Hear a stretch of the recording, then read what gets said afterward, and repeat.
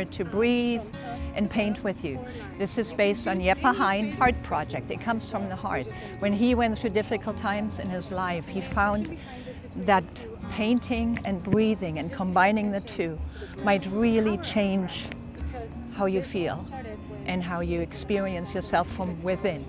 Today we have ultramarine super blue, and I connect to the sky with my brush. I draw it down and do that on canvas. I inhale deeply and I bring it down, and I do this with my paintbrush right here. So inhale and go down and exhale deeply. And we have exactly 4 strokes, and each one might be slightly different depending on your experience. Each stroke is different. From the first, the second, the third. We usually say by the 4th stroke, you will maybe have transformed in some way inside. Maybe you're thinking, hopefully you relax into it. That's our agenda today, to relax, decompress, and speak with the heart, to the heart of others, and build community while we do that.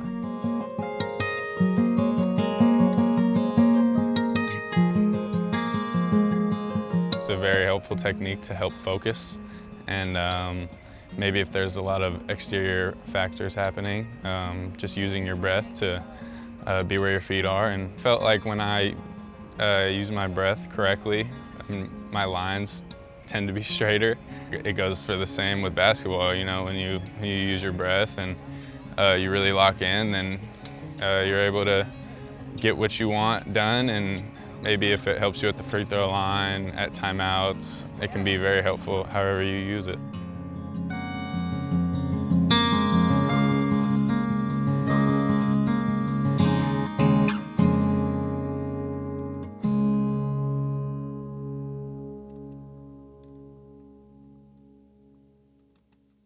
Hello, I'm Jess Berlanga Taylor. I'm director and curator of the Stewart Collection at UC San Diego, and I'm here with the artist Jeppe Hein, who's visiting us from Denmark to talk about Breathe With Me, which is a multi-day public art project that focuses on mental health and community.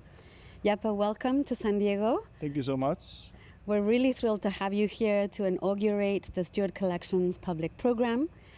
And I just described Breathe With Me in my own words, but tell us in your own words what it's about.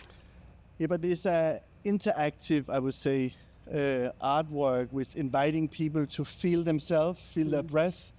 We inviting now people to come and make an inhale for the world, and when you exhale, you're doing blue lines as long as you exhale, you're doing this line. And you start to feel yourself, you start to feel connected, you start to feel this kind of connection with the whole world and the universe.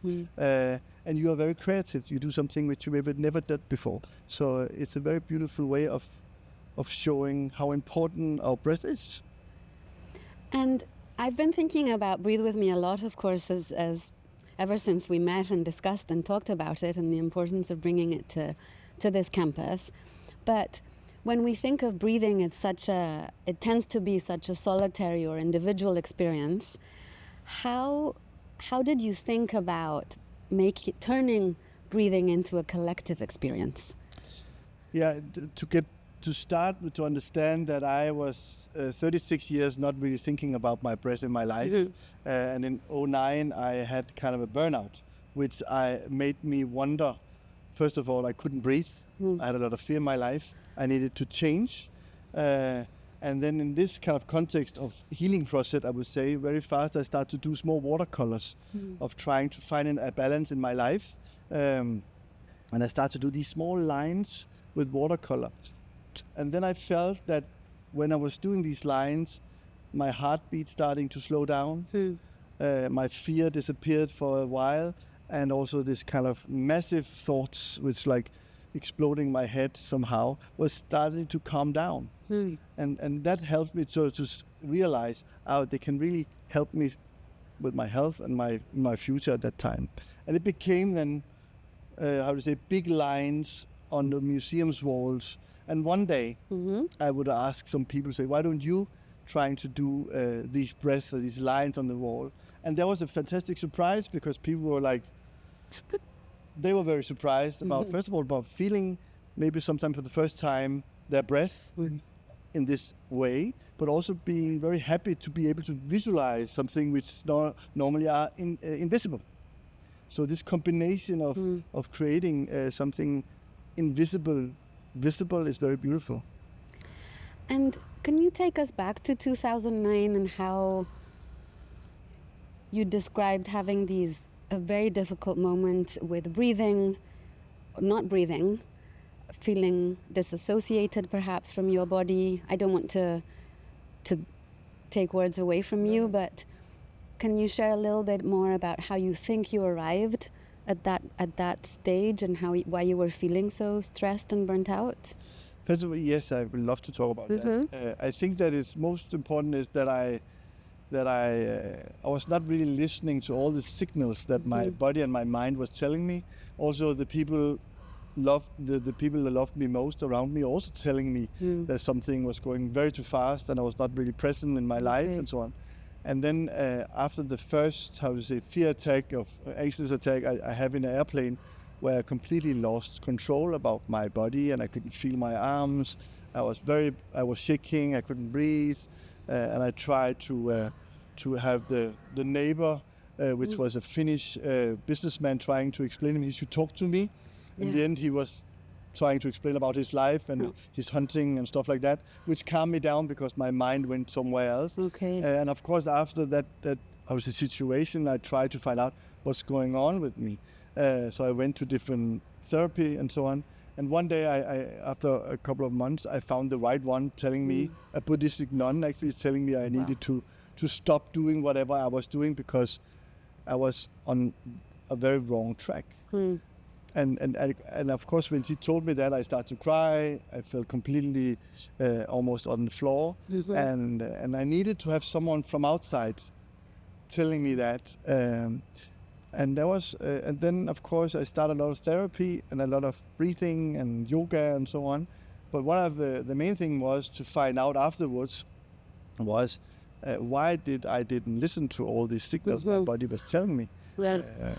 And that was one of the reasons was I was looking for love, acceptance, fame, money, whatever, all these things, ego things, which you are looking for in your life.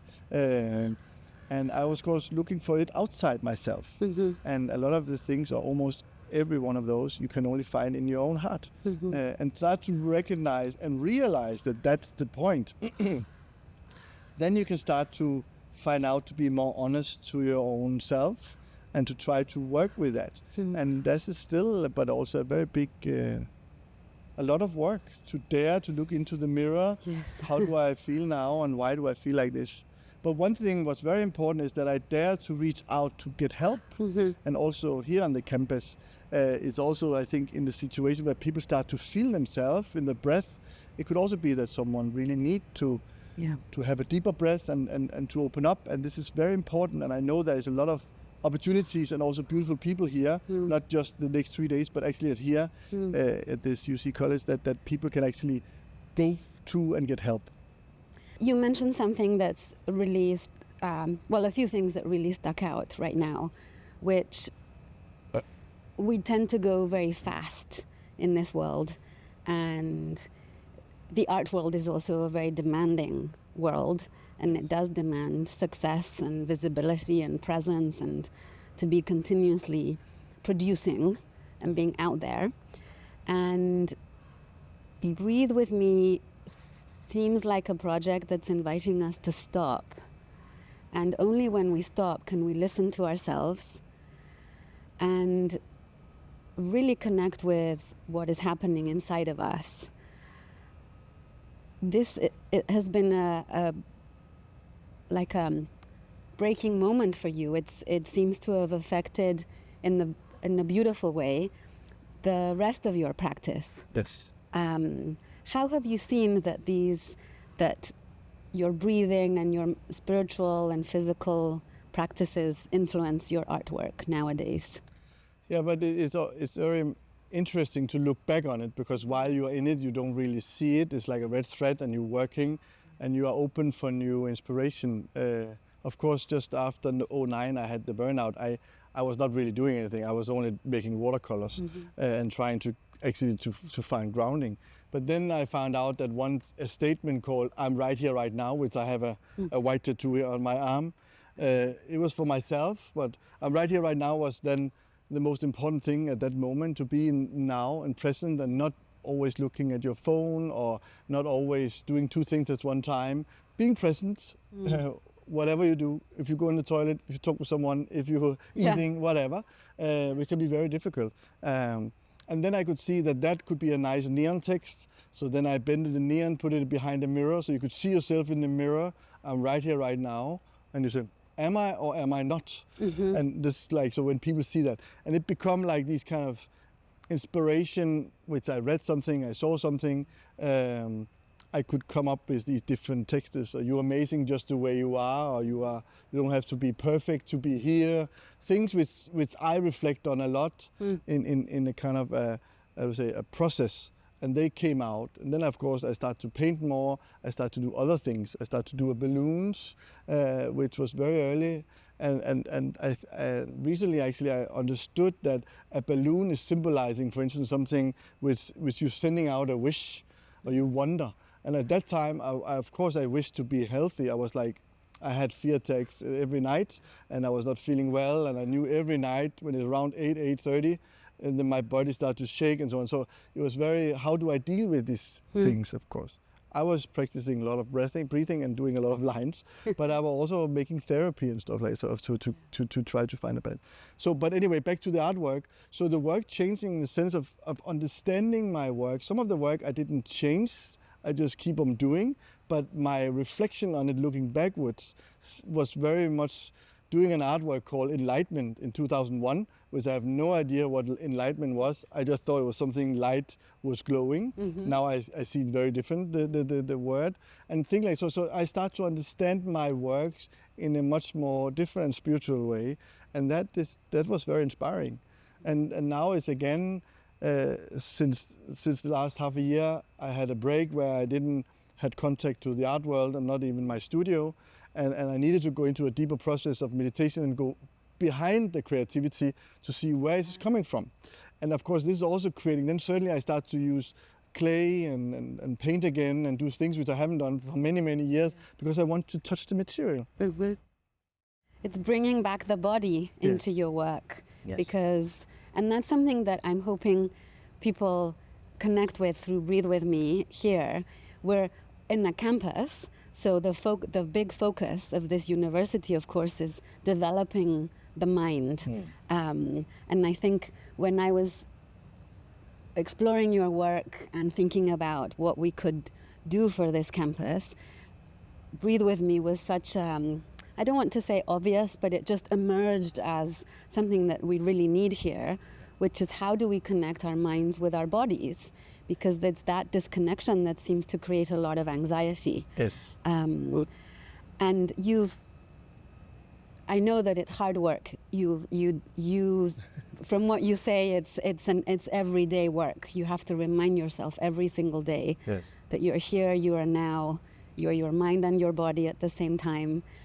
How is it that you develop? What kind of practices do you do every day to remind yourself that you're here and you're present?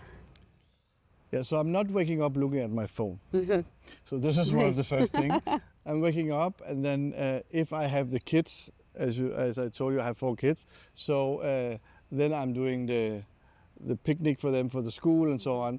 And then after they are out of the house, and I've been drinking my first coffee before I drink tea with ginger and lime juice in. Then I can turn my telephone on, for instance. Then depending on the day, but normally I will go straight out to a place which I have a kind of a small meditation place where I'm very much alone, and I will sit one period, which is like 15 minutes. I'm not doing that every day, but I am meditating every day. But the morning session is not always the same. And then I also need to come to the body. So I need to do some yoga or go surfing, which I do a lot. So I am taking the time to do things which makes me healthy. And now I'm 50, so I really need to do it. And you even more have to do it when you are 20, I think, but that's another thing. So we have to learn that although you don't think you have time for that, you need to take time to do something nice for you. So I am at the moment meditating 2 to 3 hours a day, but it's of course sometimes before people are awake and when people are sleeping, my family, and then in the middle I found the time. So it's a lot of time, but it's very important for me to keep the balance. But it can also be sport, and it can be yoga, it can be whatever. It's just that you're using your body and forgetting your telephone. Yes, forgetting telephone, which takes us outside of the present moment and of our bodies. So how do you see, you have 4 kids, and of course, like any other young person, they're probably fascinated by the digital world. Yes. Is that something that you think about? And how do you deal with that? We have to discuss all the time. We have 18, I mean, she's her own, I can't do anything about it. But she was also in the middle of her life, the whole thing exploded. So then of course it's getting more and more difficult. The 4 years old, he has already, not a telephone of course, and not an iPad, but he's always very fixed on it because the 9 years old, she has an iPad and she's watching and so on. So it's very complicated to find way of being present. So it's about saying, okay, you have this certain time now, then afterwards we go to the beach and surf, or we go out jumping on the trampoline or whatever we do, but not something digital. So it's again, I think as parents, to find a balance between, and you can avoid it, and it's okay. And it's also a big tool for a lot of young kids. But again, as a parent, I think you have a very big responsibility that you don't forget them, because it's very easy just to park them over there and you don't hear anything for 3 hours. So this is a big challenge for the parents. Okay. I've also, these last few days especially, that you've been here and that we've been able to talk more and more in person, something that I'm learning from you also is authenticity, and how these processes you've gone through and you continue to delve deeper into your journey are revealing who you are more and more, and you don't seem afraid of revealing your authentic self to others. How is that something that you think about? Have you seen other people react positively to that? It's not easy, it's vulnerable also to do that. Yeah, I think I felt very, I'm growing up in a social democratic world and with hippie parents, so we talk a lot about feelings and emotions.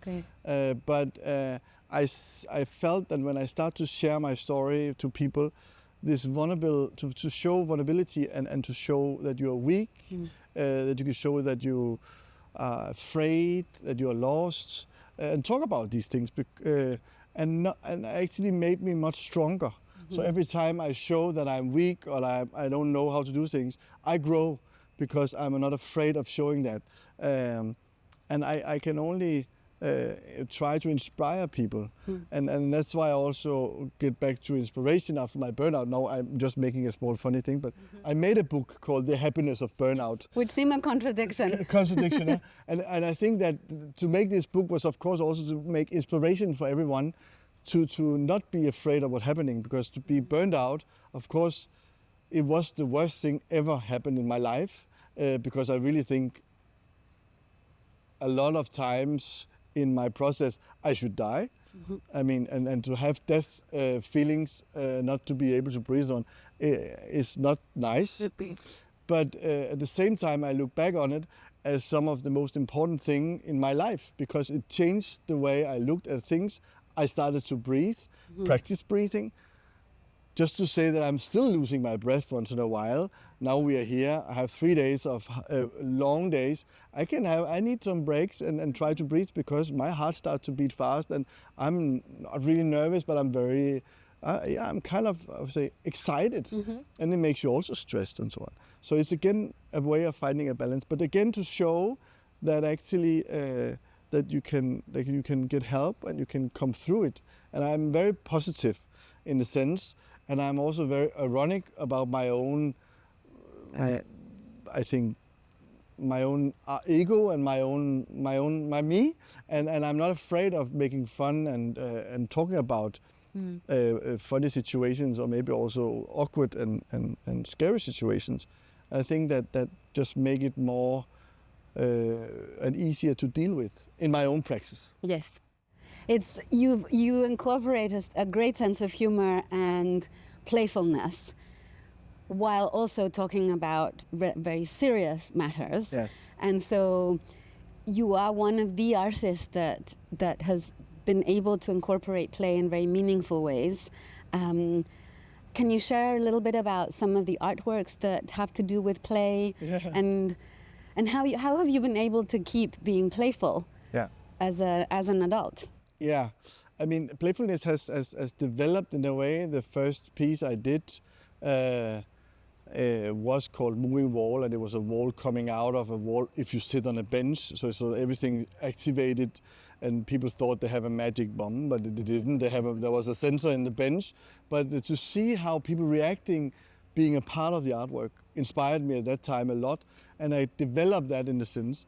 And then I just find this kind of tool that playfulness is a way of breaking down our boundaries and our barriers that we are protecting ourselves around. And if you start to play, you step quite often out of your comfort zone. And if you're out there, you are more open, you're authentic quite often, and you smile with your heart normally. You can be nervous, but it's kind of nice to be out there. And I think that makes me think an inspiration of how to bring people to open up their heart a little bit with playfulness. And what happened when you open up your heart, I can't tell you, but I can tell you what happened, a lot of things in me when I open up my heart, which I try to do every day more and more. So. We don't realize that we close ourselves sometimes, even in our postures. People tend to close up like this, and we always need to remind ourselves to really open up, because it means our hearts are more and more open. And then interactivity, which is very important also for playfulness, is of course something where you're inviting people to create something, to be creative, to be part of something, and that makes it even stronger, because you're going through a water wall and you're standing in a room and there's a beautiful rainbow in the water, and suddenly someone coming into you in this room and you smile. And it doesn't matter if it's a child or older person, if they has a beautiful color skin or whatever, but it's just open up your mind in a way, and that makes me very happy when that happens. And I know also, not for me to compare with anyone other artist, but in the history of Buckminster Fuller, Charlie Chaplin, and so on, I'm not going in this direction, but they did the same. They're using humor and addressing something very politically in the sense of their art form. And there are many other artists did that, but it's not easy.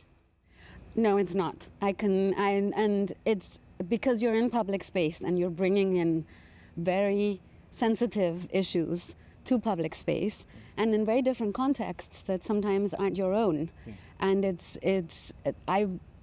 I've always, as a curator, I've always admired artists who don't want to control the entire situation, right? And it's really about people's participation and how they're completing the offering that you're putting out there. Yeah. And I do think that that's a radically political act, actually. Yeah. And it should happen in public space, because these are the kind of language that we can create together and make a lot of these invisible moments of feeling alone or a little sad and maybe frightened, feeling all of that in public space together, and then transcending it. Yeah. And that's one of the beauties of Breathe With Me and a lot of the work that you do. So yes. I'm very grateful that we can do it with you. Yeah. Mm-hmm. And also, thank you so much, but also the last couple of days I've been walking around here on the campus and visiting a lot of the artworks. And of course, some of the artworks has this feeling of being very present, being humoristic. Yes. The beautiful the small house or falling star on the roof, and we went up there, and I was not expecting that physically situation that I felt completely wrong, which I heard the story about him feeling a little bit wrong in a culture or something. Mm-hmm. And I think that so you already have that in one way very manifested here in the Stuart collection. And now I think, as I feel, you're bringing something new in, because it's going to be more projects sometimes. Yes. And I think it's very exciting. I'm totally excited about it. Thank you so much. I think that maybe we should try and paint some lines and just kind of stand up and let's do that. do a lot of what you do. Yeah. I will show you one time. We have a brush, we have blue paint.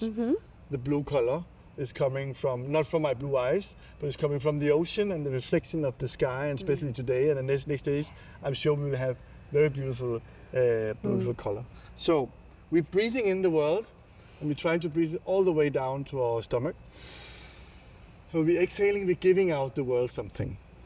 And here we, as long as we are exhaling, we're giving out. So we're breathing in, and we're exhaling.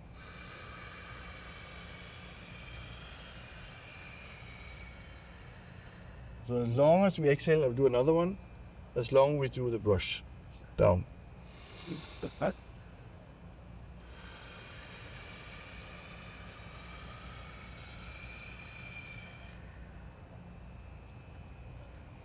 How many lines do you think it takes for people to sort of start maybe feeling the flow of the breath work and painting? Yeah, so normally my experience is that the first one is very nervous. You're like, you don't know exactly how it works. And then after the first one, the second one is getting more relaxed. Now I know how the brush and the paint react.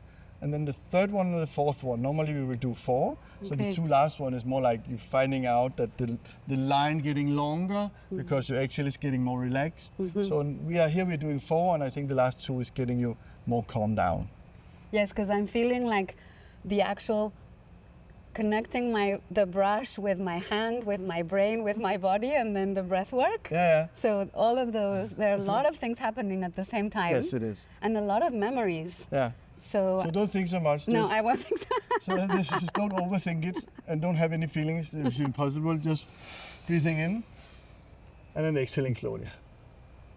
And it's not a competition, so it's just as long as your exhale is, you just stop. And a little bit more paint up. Okay.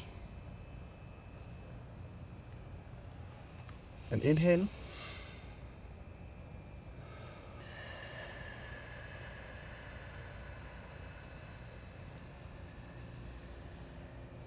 Back 2 more, please. Okay.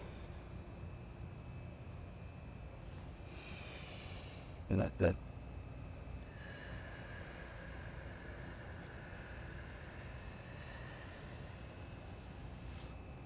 Good.